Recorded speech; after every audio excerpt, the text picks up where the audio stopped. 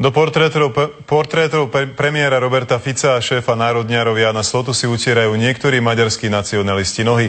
Na internete predávajú rohože s podobizňami maďarských politikov. Jedinými cudzincami medzi nimi sú naši dvaja šéfovia koaličných strán. Pred menom Jána Slotu je prívlastok zlodej aut alebo autičkár. Dajte si pred dvere politika a poutierajte si doňho nohy, nech všetká špina zostane vonku, píše maďarský extrémistický internetový portál. Pre veľký úspech tohto tovaru sa združenie rozhodlo rozšíriť ponuku politikov. Medzi portrétmi odnedávna tak nechýbajú ani naše známe tváre.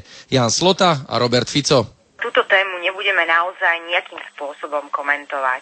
Idea zaujala množstvo Slovákov na internete, niektorých aj na ulici, v dobrom aj v zlom. No, samozrejme, že by som si kúpil.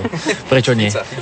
A hlavne Slotu. Neznížil by som sa tak, aby som si utieral nohy do takýchto ľudí bez ohľadu, či nimi súhlasím alebo nesúhlasím. By som si Fica kúpil, keby som mohol. Prečo?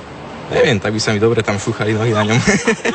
Rohož stojí len pár eur a poštovné. Ich kupujúci tak finančne podporujú maďarských extrémistov. Tých by mohli politici zažalovať. Neviem, či je to možné považovať za štandardný krok, ale samozrejme vylúčiť sa to nedá.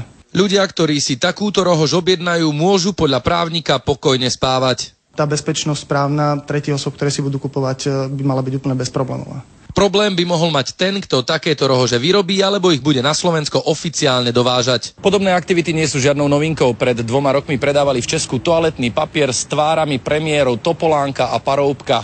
Podobný vtip poznajú už aj v Poľsku. Ľuboš Schwarzbacher, televízia Markíza.